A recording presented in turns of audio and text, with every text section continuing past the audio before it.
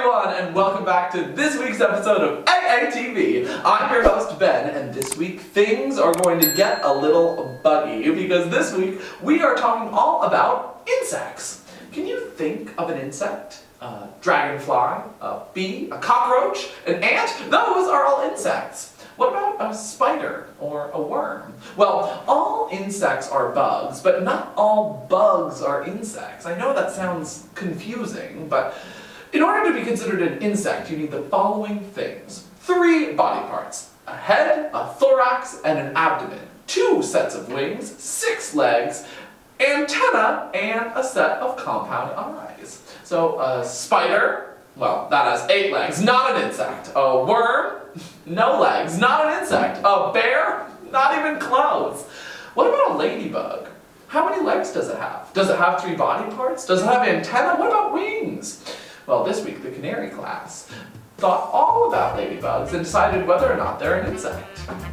And they even had the chance to make their own. Let's go down and check it out. Can anyone tell me something special about a ladybug? Yeah. We have 6 legs, we have antenna, we have a head, we have eyes, and we have this cool red shell with. Kason, sit down. Yeah, it looks perfect. You don't need it all over, right? Look.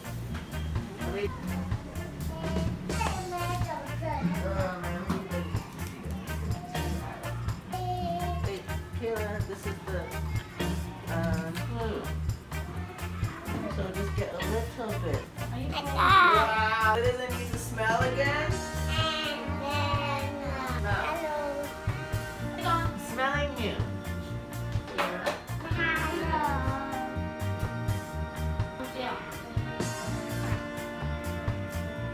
Legs are on top or under. Okay, remember 6. I'd rather make him. Where are your legs? Oh, no. Well, I guess a ladybug is an insect. Now, I know some insects can seem gross or scary, but not all of them are, and not all of them are dangerous, too. Now, I know bees and wasps have stingers, and some insects have pinchers or poison or horns, but not all of them are dangerous. Some are, of course, so you need to be careful. But many insects just use camouflage. Camouflage is when some living creature disguises itself to its environment so that you can't see that it's there. While most insects use camouflage to hide from predators, some predators will actually use camouflage to hide from their prey, to sneak up and attack. Stick bugs, however, are completely harmless. They just sit there and, well, look like a stick. This week, the kookaburra class had the chance to meet their very own stick bug. Let's go and see how it went. Some ways that animals can defend them. They can turn to something, the color, and someone wants to eat it, so he can not find her. Oh, what is that called? What is that called? Because it's camouflage. How does a bee defend itself? Use a stinger. Use a stinger. What do you think? Metamorphic or non-metamorphic? I think it's non-metamorphic. Oh, all of them want to come on my hand. Good job, Ray Ray. Isn't that cool? What's another? I know, do you want me to take it? Whoa! Oh, it's okay, it's okay, it's okay, it's okay. Oh, Grace, it's okay.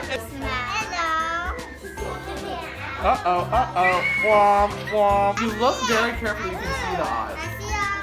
Do you see? And then that right there is the thorax. Oh, he's waving. Hello. And that's the abdomen right there. And you see the wings, the baby wings?